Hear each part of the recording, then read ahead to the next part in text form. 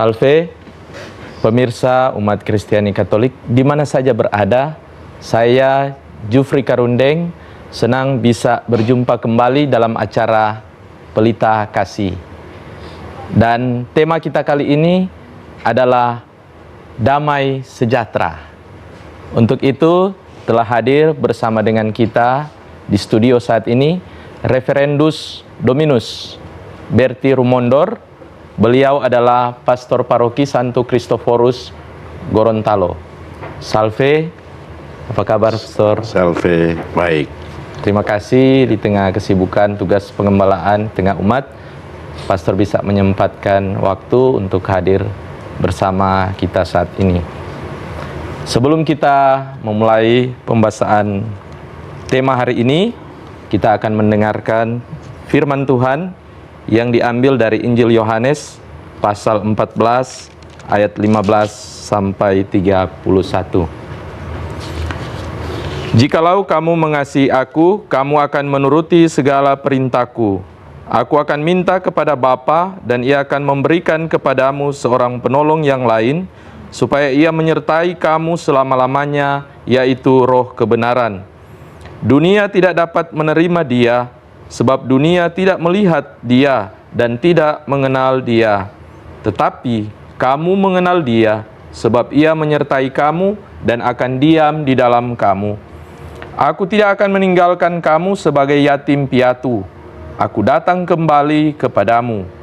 Tinggal sesaat lagi, dan dunia tidak akan melihat aku lagi, tetapi kamu melihat aku, sebab aku hidup dan kamu pun akan hidup.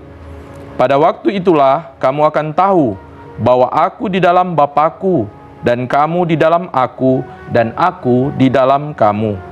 Barang siapa memegang perintahku dan melakukannya, dialah yang mengasihi aku. Dan barang siapa mengasihi aku, ia akan dikasihi oleh Bapa-Ku, dan aku pun akan mengasihi dia, dan akan menyatakan diriku kepadanya.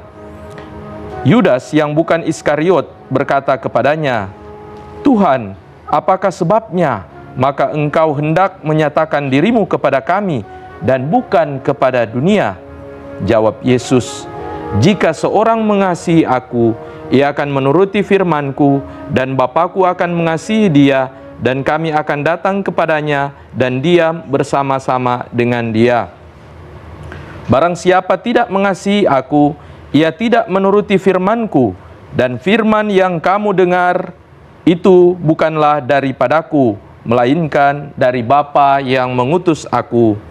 Semuanya itu kukatakan kepadamu, selagi aku berada bersama-sama dengan kamu. Tetapi penghibur, yaitu Roh Kudus, yang akan diutus oleh Bapa dalam namaku, dialah yang akan mengajarkan segala sesuatu kepadamu dan akan mengingatkan kamu akan semua yang telah kukatakan kepadamu. Damai sejahtera kutinggalkan bagimu, damai sejahteraku kuberikan kepadamu, dan apa yang kuberikan tidak seperti yang diberikan oleh dunia kepadamu. Janganlah gelisah dan gentar hatimu. Kamu telah mendengar bahwa aku telah berkata kepadamu, aku pergi, tetapi aku datang kembali kepadamu. Sekiranya kamu mengasihi aku, kamu tentu akan bersuka cita karena aku pergi kepada Bapa-Ku, sebab Bapa lebih besar daripada aku. Dan sekarang juga aku mengatakannya kepadamu sebelum hal itu terjadi, supaya kamu percaya apabila hal itu terjadi. Tidak banyak lagi aku berkata-kata dengan kamu, sebab penguasa dunia ini datang, dan ia tidak berkuasa sedikit pun atas diriku. Tetapi supaya dunia tahu bahwa aku mengasihi Bapa, dan bahwa aku melakukan segala sesuatu seperti yang diperintahkan Bapa kepadaku. Bangunlah, marilah kita pergi dari sini. Nah, Bapak Pastor, sesuai yang tadi saya sampaikan bahwa tema kita adalah damai sejahtera. Peace be with you, damai sejahtera bagimu. Nah, berdasarkan bacaan yang tadi sudah dibacakan, apa makna pesan dari damai sejahtera yang diberikan oleh Tuhan Yesus kepada kita. Iya. Pemirsa Pelita Kasih yang terkasih di rumah, Bapak Jufri Karundeng yang saya kasihi, saya memilih tema damai sejahtera bagi kamu untuk direnungkan dalam mimbar Pelita Kasih kali ini. Tapi kita mau melihat dulu beberapa poin terkait dengan Yesus Kristus sebagai pembawa damai sejahtera itu. Ya. Ya. Yesus Kristus waktu kedatangannya dinubuatkan oleh para nabi dalam Perjanjian Lama sebagai Raja Damai. Ini menurut Nabi Yesaya. Ya. Para malaikat mewartakan kabar sukacita kepada para gembala di padang penggembalaan bahwa telah lahir bagimu Sang Raja Damai. Kemudian setelah Yesus bangkit dan sebelum ia naik ke surga yang nanti akan kita rayakan pada tanggal 14 Mei, Yesus menampakkan diri kepada para rasul serta wanita-wanita yang bersama mereka, dan kata-kata awal dalam setiap perjumpaan adalah damai sejahtera bagi kamu. Dan kemudian dalam teks tadi Tuhan Yesus memang menegaskan bahwa damai sejahteraku kuberikan kepadamu. Damai sejahtera yang memang berasal dari Kristus sendiri. Ya. Karena dialah sumber damai sejahtera itu.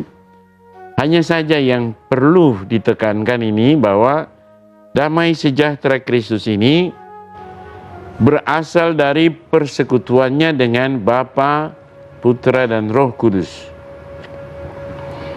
Damai sejahtera itu datang dari Kristus dalam persekutuan dengan Bapa dan Roh Kudus, bukan semata-mata dari dirinya sendiri, tetapi yang berasal dari persekutuan Allah Tritunggal. Ya. Begitu ya. Yap. Dan kemudian sebagai dasar juga dari permenungan kita bahwa dalam kehidupan dunia ini kita juga mengenal adanya Nobel perdamaian, hadiah yang cukup besar, baik penghargaan maupun dalam bentuk uang yang kemudian dipakai untuk mereka yang menjadi korban kekerasan, mereka yang tidak mengalami damai sejahtera itu sendiri. Itulah dasar-dasar permenungan yang akan kita buat dalam permenungan kita, bahwa sebenarnya damai sejahtera itu sendiri dalam penghayatan kekristenan kita adalah Yesus Kristus itu sendiri. Ya. Hanya saja memang Yesus Kristus itu tidak lepas dalam persekutuan dengan Bapa dan Roh Kudus dalam Allah Tritunggal yang Maha Kudus. Begitu ya. Jadi Pastor, memang Yesus Kristus menjadi sumber damai yang sejati, dan dalam relasi Trinitas, persekutuan Bapa, Putra dan Roh Kudus itu nampak jelas. Hubungan antara Kristus sebagai Raja Damai tadi sudah dikisahkan dari sejak ia lahir, sudah dinubuatkan oleh para nabi, dan bagaimana juga tadi dikatakan kita sebagai pengikut Tuhan Yesus harus menjadi duta damai bagi orang lain. Iya, bahkan dalam sabda bahagia di Injil Matius itu pasal 5, Tuhan Yesus juga menegaskan bahwa berbahagialah yang membawa damai, karena mereka akan disebut anak-anak Allah. Ya, salah satu kriteria yang sangat penting dalam kekristenan ialah kalau mau disebut sebagai anak-anak Allah, kamu harus membawa damai. Iya. Begitu. Bukan perpecahan, Pastor. Bukan. Ya, bukan prestise atau kemuliaan diri sendiri. Iya. Tetapi siapa yang membawa damai, dialah yang disebut sebagai anak-anak Allah. Tanpa kriteria suku, golongan, dan lain sebagainya. Pokoknya siapa yang membawa damai, dialah anak-anak Allah. Kriterianya cuma satu, yaitu pembawa damai. Iya. Dari agama manapun, dari suku manapun, dari golongan manapun, pokoknya kalau dia menjadi pembawa damai, dialah anak Allah. Begitu. Betul. Mengapa yang disampaikan oleh Bapak Pastor teringat dengan moto skripsi saya. Di mana kita bisa mencari kerajaan Allah. Kerajaan Allah itu nampak ketika di mana ada damai. Tidak perlu harus jauh-jauh kita mencari suasana damai, di mana itu harus dimulai dari hati kita. Ya.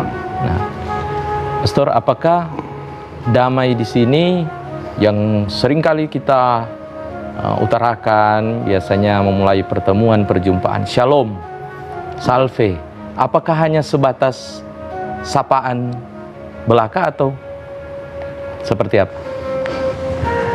Shalom, ya, termasuk juga, ya rupanya ya, saya belum terlalu tahu persis, tapi akar kata dari Islam juga ada kesepadanan dengan shalom, Ya.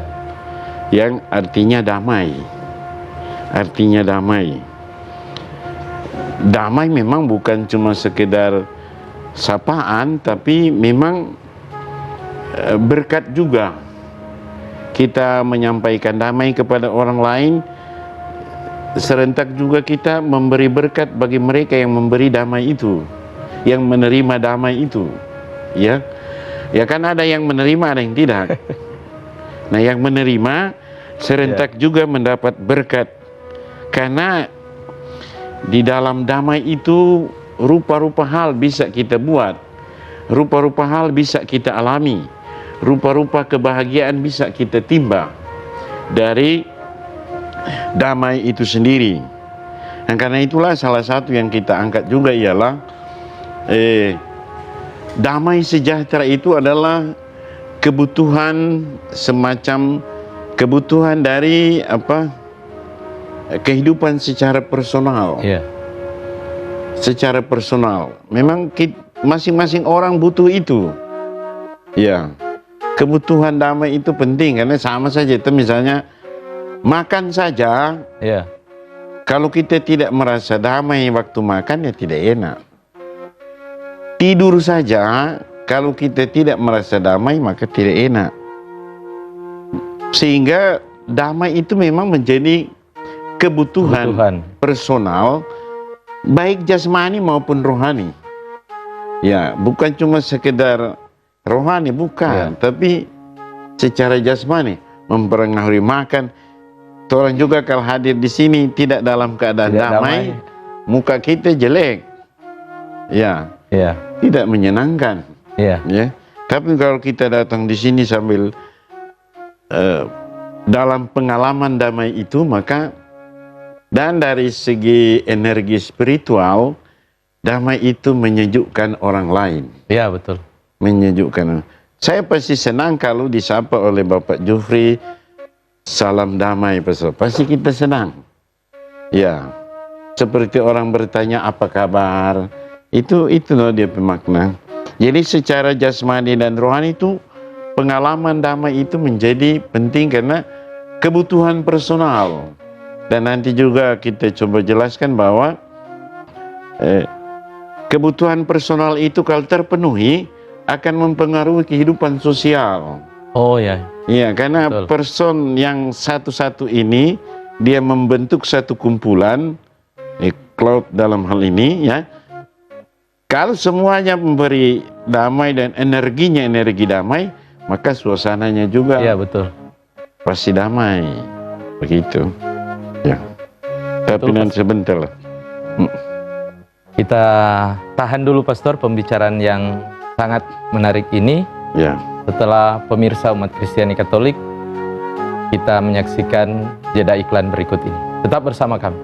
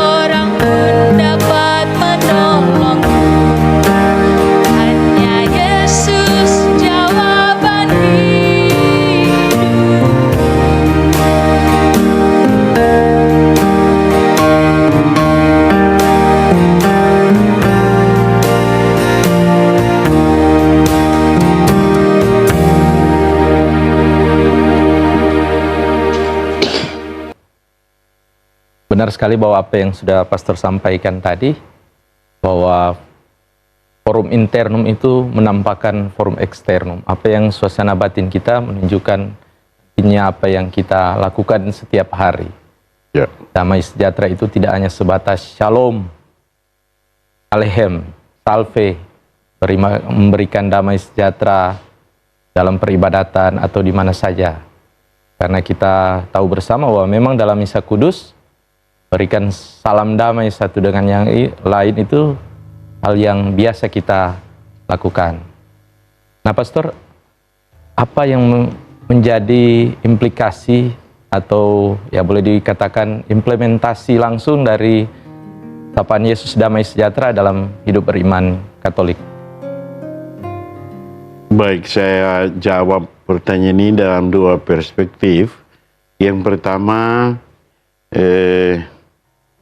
damai sejahtera sebagai kebutuhan batin personal manusia, dan yang kedua, damai sejahtera sebagai prasyarat kemajuan hidup sosial. Ya. Baik, yang pertama, damai sejahtera sebagai kebutuhan batin bagi manusia secara personal. Manusia yang merasa bahagia dan mengalami kesempurnaan hidup memiliki kedamaian personal yang mendalam. Kebijaksanaan hidup selalu menyasar pada ketenangan batin, harmoni, dan damai di dalam dirinya sendiri. Dan dalam lagu tadi yang kita dengar tadi, damai bagi orang Kristiani hanya berasal dari Kristus. Harmoni itu secara Kristiani hanya berasal dari Kristus. Kedamaian menjadi kebutuhan batin manusia karena kita bisa membangun hidup sosial yang memiliki damai sejahtera itu harus dimulai dalam diri sendiri, dalam diri masing-masing personal yang hidup dalam lingkup sosial. Semua orang membutuhkan damai di dalam batinnya, karena kedamaian di dalam batinnya akan membuat dia mampu menyapa orang lain sebagai sesama yang dicintai. Kalau tidak damai, maka akan menyapa sesama sebagai musuhnya. Sebagai orang lain sebagai ancaman, orang lain sebagai yang harus dimusnahkan. Tetapi kalau dia memiliki damai di dalam dirinya sendiri, dia akan menyapa orang lain sebagai saudara, akan menyapa orang lain dengan penuh cinta kasih, akan menyapa orang lain dengan penuh sukacita dan kegembiraan. Itulah pentingnya. Kenapa ya? Damai itu menjadi kebutuhan batin.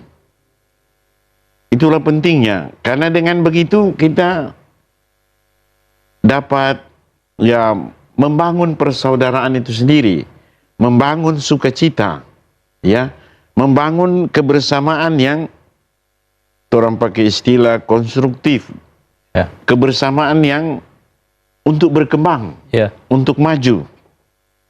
Begitu. Dari perspektif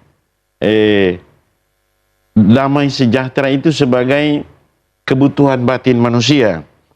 Sementara dalam perspektif lain, yaitu prasyarat kemajuan hidup sosial, dikatakan bahwa damai sejahtera itu menjadi kondisi yang positif dan membangun untuk setiap pribadi yang tumbuh dalam hidup sosial. Kondisi positif. Karena kalau kita damai, pikiran kita jernih. Hati kita pun baik. Sehingga bisa, katakanlah, menerima informasi, mencerna informasi dengan rasional. Tidak emosional, tetapi rasional. Ini juga kita lihat bahwa damai sejahtera itu bisa mempengaruhi rasionalitas kita untuk berpikir. Damai sejahtera ini menjadi sumber yang kuat bagi setiap pribadi dalam interaksi sosial. Interaksi sosial antar pribadi manusia membuat hidup sosial itu berkembang. Ya, kita tidak bisa lepas dari interaksi sosial antara pribadi satu dengan pribadi yang lain. Ya, yang kita sebut relasi. Nah, tapi dalam interaksi sosial itu kan banyak hal yang terjadi. Ya, stimulasi yang terjadi, ya. Ada reaksi dan ada reaksi balik. Begitu. Nah, interaksi sosial ini, ya, akan menjadi suasana yang baik dan berkembang bila mana yang pelaku interaksi sosial itu atau manusia yang berelasi ini, ya, memang dalam keadaan damai begitu. Kalau tidak, maka apa yang diucapkan tidak rasional, ya. Iya. Yang berkembang di dalam otaknya tidak rasional, sehingga ya nilai-nilai baik, nilai yang mempengaruhi hati nurani, nilai-nilai hidup sosial yang menjadi kesepakatan bersama antar sesama manusia tidak berlaku. Iya. Semuanya hilang.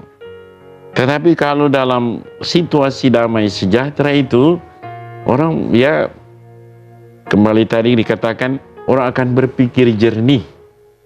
Berpikir jernih dan emosinya bisa tertata dengan baik. Karena itulah maka damai sejahtera itu menjadi prasyarat bagi kemajuan hidup sosial. Ya. Ya, damai sejahtera ini menjadi prasyarat bagi kehidupan sosial. Nah, tadi dalam Injil Tuhan Yesus katakan, damai yang kuberikan tidak seperti yang diberikan oleh dunia. Iya. Ya, karena damai sejahtera yang diberikan Tuhan adalah damai sejahtera yang menyelamatkan, yang membuat orang terbebas dari segala kungkungan ataupun kegelisahan. Begitu. Damai sejahtera yang diberikan Tuhan memberi kepastian arah hidup bagi manusia. Apalagi dalam penghayatan saya juga, saya yakin bahwa Kristus itulah damai sejahtera itu sendiri. Ya, betul. Begitu, Pak Jufri. Ya. Memang dikatakan bahwa Sang Raja Damai sudah datang, ya. Berbagai sikap yang sudah ditunjukkan oleh Tuhan Yesus, mengampuni wanita yang berdosa, ya, termasuk hal-hal yang lain yang Tuhan tunjukkan sebagai Sang Raja Damai. Tapi toh akhirnya sampai sekarang pun, Pastor, tetap masih ada iri hati, ya, ada kebencian, bahkan lebih parah masih ada konflik, pertikaian, bukan hanya di negara kita, di belahan dunia yang lain tetap masih ada perang. Mengapa, Pastor, ini masih terus terjadi dalam dunia ini? Terima kasih, Pak Jufri. Ya, jawaban yang paling betul tentu saya tidak tahu. Tapi jawaban yang saya sendiri bisa menjawabnya, saya ambil dari perumpamaan Tuhan Yesus dalam Injil tentang ladang gandum yang tumbuh ilalangnya. Ilalang yang tumbuh di tengah-tengah di kebun gandum. Ketika murid-murid bertanya kenapa tidak dicabut saja ini ilalang, Tuhan Yesus bilang, jangan dicabut, biarkan saja. Kenapa tidak dicabut? Iya. Harusnya bisa dicabut. Harusnya bisa dicabut. Tapi itulah, dalam pengertian bahwa nanti kalau dicabut, sebagian gandum juga ikut. tercabut juga. ikut tercabut. Jadi kalau kita mau memusnahkan kejahatan dengan mengorbankan kebaikan, itu justru salah. Oh, betul. Begitu. Dalam pengertian ini Tuhan membiarkan itu semua terjadi supaya memang katakanlah bagi orang ini ada toleransi lah. Ya, toleransi bukan dalam arti menerima kejahatan itu, tetapi ada juga semacam, misalnya seorang anak yang ada, kita ketemu anak yang di penjara, dia mencuri lalu masuk penjara. Pastor, kita tahan dulu sebentar. Kita akan melanjutkan setelah jeda iklan berikut ini.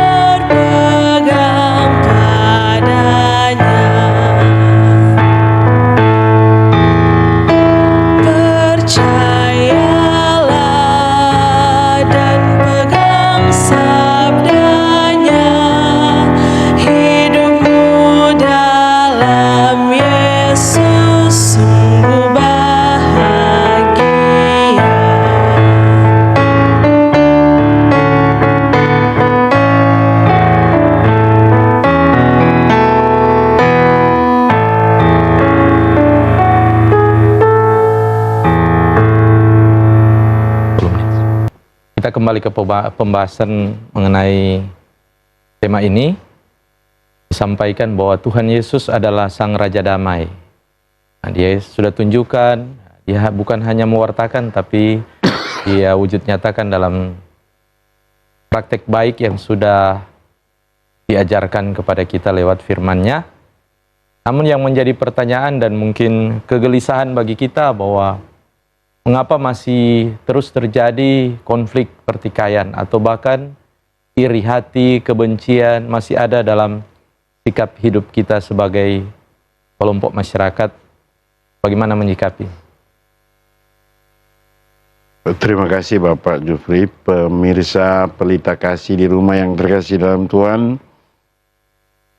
Munculnya kejahatan, ya memang di samping tetap menjadi bagian dari misteri kehidupan dunia ini, tetapi sambil katakanlah kita mencoba memahami apa yang terjadi, kejahatan itu adalah bentuk perlawanan manusia terhadap Tuhan. Iya. Orang bertanya, kenapa manusia mampu melawan Tuhan? Ya, gereja mengajarkan bahwa ketika diciptakan, Allah itu menciptakan manusia secitra dengan Allah, Iya. segambar dengan Allah. Punya juga kapasitas-kapasitas, kemampuan-kemampuan yang bisa seperti Allah, Yap. sekalipun tidak persis sama. Nah, yang paling mulia dan sekaligus juga menjadi potensi yang bisa menuju pada kebaikan dan kejahatan, yaitu manusia diberi akal budi, diberi kebebasan, Iya. dan hati nurani. Nah, kebebasan dan akal budi ini kan berkembang, Yap. ya, berkembang, ya. Dan perkembangan akal budi serta kebebasan manusia dalam rasionalitasnya menghasilkan dosa.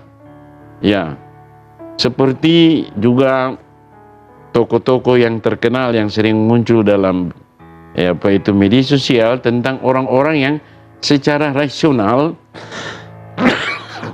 sampai pada kesimpulan bahwa tidak ada Allah. Ya, maka muncullah yang disebut dengan ateisme. Iya. Begitu. Jadi munculnya kejahatan juga adalah bagian dari cara manusia menolak Allah. Kalau menerima Allah berarti kebaikan. Iya. Menolak Allah berarti kejahatan.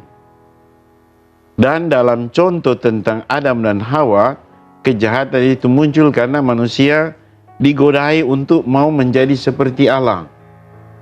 Seperti Allah yang berkuasa. Nah, kejahatan muncul juga karena perkembangan yang katakanlah perkembangan rasionalitas manusia yang disertai dengan rupa-rupa perkembangan hidup sosial, sehingga termasuk juga apa yang sebenarnya dosa tapi kelihatan baik. Kelihatan baik. Iya. Padahal berdosa. Misalnya menerima uang dari si calon. Misalnya calon hukum tua, calon bupati, wali kota. Itu kan jelek. Tapi kelihatan baik karena doi. Iya. Ya. Alasannya ya ini sumbangan. Terima saja, ini rezeki. Padahal kita ikut menipu orang lain karena kita menerima uang tapi tidak memilih. Ya memang ada alasan siapa suruh kasih doi pak kita. Kan kita nak minta. Ya kan. Tapi kalau kita tidak pilih dia, kenapa kita terima uangnya? Kan kita sudah tahu secara hati nurani, saya tidak akan memilih kamu. Kenapa kamu terima uangnya? Kelihatan tidak baik, tapi kelihatan baik, tapi sebenarnya itu juga kan tidak baik, tapi berkembang dalam rasionalitas manusia. Iya. Kejahatan itu muncul pasti karena kita ingin melawan Tuhan menurut kitab Kejadian. Ingin menjadi sama dengan Allah. Ya. Dan dalam perspektif gereja kita, gereja Katolik, kesombongan adalah akar dari segala dosa. Dari 7 dosa pokok, Iya. yang penguasa utama dalam dosa itu adalah kesombongan. Termasuk kesombongan ketika manusia ingin menjadi seperti Allah. Jadi, kalau dilihat dari segi itu, maka ada kemungkinan, ya dalam pemikiran saya, dosa itu banyak muncul karena manusia ingin berkuasa. Iya. Ingin berkuasa. Ini bahayanya bagi kepala-kepala, termasuk kepala paroki, ya, kepala keluarga, termasuk ya kepala TVRI lah. Karena yang kepala-kepala ini berbahaya. Karena diberi kuasa. Dan kuasa inilah yang cenderung membuat kita menjadi sombong. Lupa diri. Nah, kesombongan ini adalah akar dari. Jadi siapapun dia, termasuk pejabat-pejabat gereja, Iya. kalau punya diberi kekuasaan, lalu menjadi sombong, pasti berdosa. Biarpun dia pegang kitab suci, pasti berdosa karena sombong. Begitu juga para pejabat-pejabat pemerintah, saya harap mereka terpilih menjadi bupati, wali kota, gubernur, presiden, dan sebagainya, bukan karena kekuasaan untuk menyombongkan diri, tetapi kekuasaan untuk melayani masyarakat. Nah, kalau kekuasaan untuk melayani berarti kan dari atas selalu dia ke bawah. Iya. Tapi kalau kekuasaan untuk berkesombongan, maka dia di atas terus, tidak turun ke bawah. Iya. Begitulah dosa terjadi karena itu. Dari kejahatan itu muncul karena kesombongan manusia. Pertama, karena dia ingin menjadi seperti Allah. Kedua, karena dia ingin berkuasa. Begitu. Jadi hati-hatilah para penguasa atau yang diberi kekuasaan. Karena gampang jadi berdosa. Masuk penjara lagi. Ya. Berarti pastor jadi bawahan terus saja. Atau Tidak juga. Gunakan potensi dan kapasitas yang ada demi kebaikan. Kalau kapasitas kita dan potensi kita, kesempatan kita untuk menjadi bupati, pakai saja kesempatan untuk itu. Ya banyak juga bupati, gubernur, wali kota yang hebat. ya. Yang memberi diri untuk kebaikan banyak. Ya. Banyak juga yang di penjara, no? Ya. Ya. Memang betul pastor, dunia ini tetap ada yang jadi gandum, ada yang jadi ilalang. Ada orang yang baik, tetapi itu ya pastor, sebaik-baiknya seorang tetap ada nilai kejahatan. Iya. Dan sebaliknya, seburuk-buruknya orang pasti ada terkandung kebaikan di dalam. Kebaikan di dalamnya. Itulah, ya potensi itulah. Memang tidak persis antara gandum dan ilalang diumpamakan dengan manusia yang baik dan jahat, tidak bisa. Karena sampai kapanpun ilalang tetap ilalang. Gandum tetap gandum. Tetapi ketika manusia ini, dia jahat hari ini, Ya. belum tentu tahun depan dia masih jahat. Iya kan? Iya, iya. Jadi memang sekalipun kita tidak bisa mengambil perbandingan antara ilalang dan gandum, tapi yang saya pahami dari cerita itu bahwa Tuhan terus respect terhadap manusia, Tuhan terus memberikan perlindungan dan kepada manusia, Tuhan tetap memelihara manusia dengan harapan. Iya. Tuhan selalu berharap bahwa suatu waktu manusia akan membalas kebaikan Tuhan itu. Begitu perumpamaan tentang. Jadi kalau bicara tentang kenapa ada kejahatan di dunia ini, saya selalu berpikir tentang gandum dan ilalang. Betul. Begitu. Nah, pastor, bagaimana sikap gereja Katolik terhadap perdamaian dunia saat ini? Ya, Bapak Jufri, teman-teman, dan juga umat sekalian, pemirsa Pelita Kasih yang terkasih, sikap gereja Katolik tetap menolak perang, tetap menolak kekerasan. Jalan diplomatik, perundingan-perundingan tetap. Itu jalan yang paling benar. Apapun yang dibuat, gereja tetap tidak memberikan, katakanlah, toleransi apapun terhadap kekerasan, karena kekerasan tetap menghancurkan harkat dan martabat manusia. Kekerasan apapun, kekerasan dengan alasan apapun, tetap menyentuh rusaknya harkat dan martabat manusia. Begitu Pak Juri. Sehingga bagi gereja Katolik, kekerasan tetap kejahatan. Ya, pastor. Apapun alasannya. Begitu. Dan Dia mungkin tetap menolak. ya, yang praktek baik orang sekarang lakukan yaitu doa rosario ya Pastor untuk Ya, dan dari situasi dunia saat ini, Paus kita terus-menerus memberikan suara bagi umat Katolik, bagi masyarakat juga untuk mendoakan perdamaian. Dan di Indonesia saat ini di bulan Rosario Mei 2026, gereja menyerukan supaya dibuatlah doa Rosario untuk perdamaian. Dan itu saya ingin sebentar nanti menutup acara ini, kita akan bersatu dalam doa untuk perdamaian yang oleh gereja Katolik di seluruh Indonesia diminta didoakan selama bulan Rosario Mei 2026. ya Pastor, pesan Untuk menutup. ya, Ya. pesan yang singkat saja untuk menjadi kesimpulan dari pembahasan kita kali ini bisa disampaikan untuk umat Katolik. Baik, saya mengutip saja satu ungkapan dari orang bijaksana. Dia mengatakan bahwa usahakanlah damai dalam hatimu dan banyak orang akan menemukan damai pada dirimu. Dunia kiranya akan berubah andai kata semua orang memiliki kedamaian. Berubah positif maksudnya, berubah baik. Dan kemudian yang kedua, Yesus sendiri mempercayakan damai itu kepada kita. Ia berkata, damaiku kutinggalkan bagimu, damaiku kuberikan kepadamu. Dan akhirnya pemirsa yang terkasih, damai di dalam batin adalah suatu kesadaran hidup beriman bahwa Tuhan membebaskan kita dari segala bahaya dan kecemasan. Begitu. Tidak terasa Pastor, kita sudah di penghujung acara ini dan mohon kesediaan Pastor untuk menuntun kita dalam doa mohon perdamaian. Oh, baik. Mari kita menutup pertemuan kita. Pemirsa yang terkasih, pemirsa Pelita Kasih yang terkasih, mari kita berdoa bersama doa mohon perdamaian. Dalam nama Bapa dan Putra dan Roh Kudus. Amin. Tuhan yang Maha Pengasih, kami datang kepadamu dengan hati yang resah, menyaksikan dunia yang semakin dipenuhi pertikaian, kebencian dan peperangan.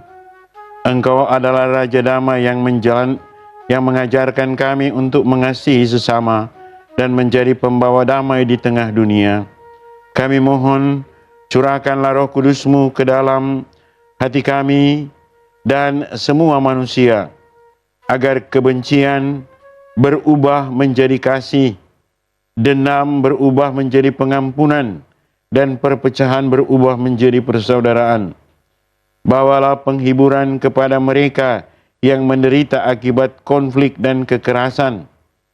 Sejahterakanlah para pemimpin bangsa-bangsa dengan kebijaksanaan untuk mengejar jalan perdamaian dan keadilan bagi semua. Bimbinglah kami untuk menjadi alat perdamaian-Mu, dimulai dari keluarga, lingkungan, dan masyarakat kami. Jadikanlah aku pembawa damai bila terjadi kebencian. Jadikanlah aku pembawa pengampunan bila terjadi perselisihan. Jadikanlah aku pembawa kerukunan bila terjadi kebimbangan. Jadikanlah aku pembawa kepastian bila terjadi kesesatan. Jadikanlah aku pembawa harapan bila terjadi kesedihan. Jadikanlah aku pembawa kegembiraan bila terjadi kegelapan. Jadikanlah aku pembawa terang. Kami mohon ini dalam nama Putra-Mu, Kristus Yesus, Sang Raja Damai kami. Amin. Amin. Dalam nama Bapa dan Putra dan Roh Kudus. Amin. Amin. Terima kasih Pastor, semoga Tuhan Yesus memberkati Pastor dalam tugas pelayanan. Pemirsa umat Kristiani Katolik, saya Jufri Karundeng beserta seluruh kerabat kerja yang bertugas menyampaikan terima kasih atas atensinya. Tuhan memberkati. Salve.